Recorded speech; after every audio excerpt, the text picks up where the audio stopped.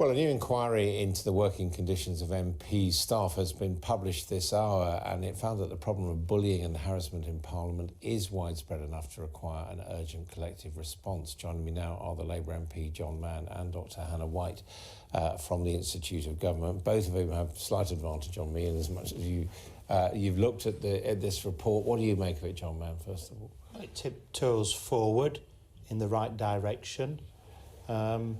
And so I don't disagree with what it's saying.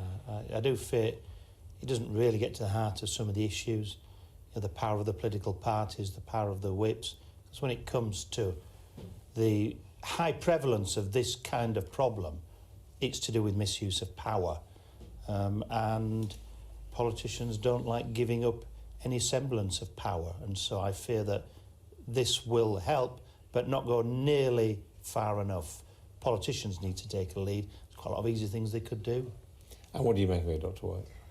Well, I think, as John said, nobody who's been following this issue or indeed has worked in the Houses of Parliament would be surprised by what's set out in it. Gemma White's spoken, had more than 200 people come and talk to her. Over half of those said that they'd suffered serious mental and physical effects as a result of bullying by MPs, even though, as she makes very clear, it's only a minority who are really perpetrating this sort of behaviour. And I have to say I agree with John. I mean, there has been some progress. I think the House of Commons administration has been working very hard, but so far we haven't seen the degree of engagement we need from politicians to really see the sort of culture change that we need on this front. John Mann, why shouldn't MP staff be employed by Parliament and have proper HR protections? Well, having a better system would help. Having proper HR protection would be a major step forward, and we need to get rid of the bad apples. You hear from your colleagues against it? Oh, well, politicians know best. The old systems work well. Even simple, modest changes like standardising the hours so Parliament sits, say, 9 till 5 or 9 till 6, that would actually reduce some of the pressure that's there, because often alcohol is a factor in some of the worst behaviour. Though the insipid bullying, Parliament's full of people who literally come in off the streets and become MPs and presume that they're there to run the country. And as we've seen, they're not necessarily very good at doing that, but that's a presumption. No training. Training should be compulsory.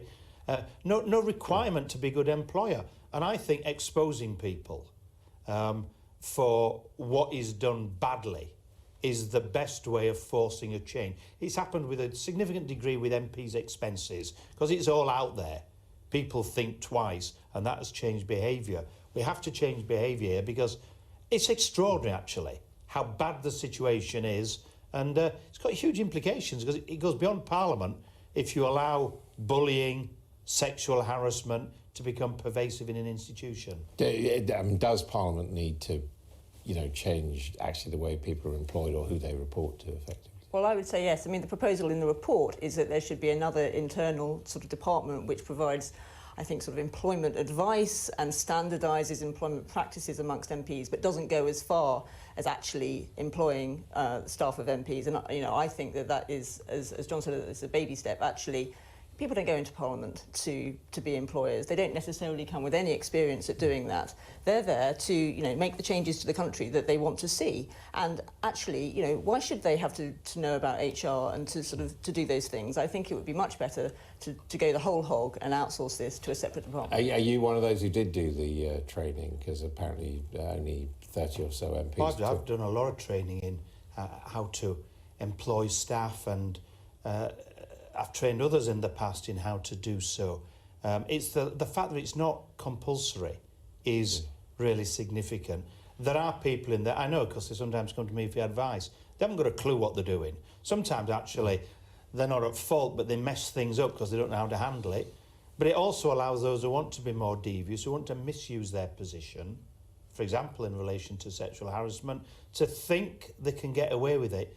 And that has been the culture. And it's at all levels in Parliament, and it's about time. We had a clean slate, and it was properly a decent place.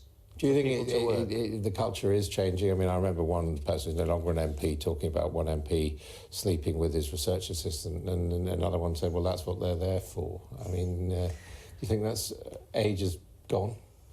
Well, I'd like to be confident of that, but I don't think we can be. And Gemma White makes clear that this isn't a historical problem. This is something that's ongoing. And even though the House has made changes, has introduced a new behaviour code and so on, these instances are still happening. They're happening now. And if only 35 MPs see fit to take up compulsory training, I'd say that they shouldn't be able to access their staffing budget unless they've done that training. Thank you very much, Steve. We have to leave it there, but we will have more throughout the day here on Sky News.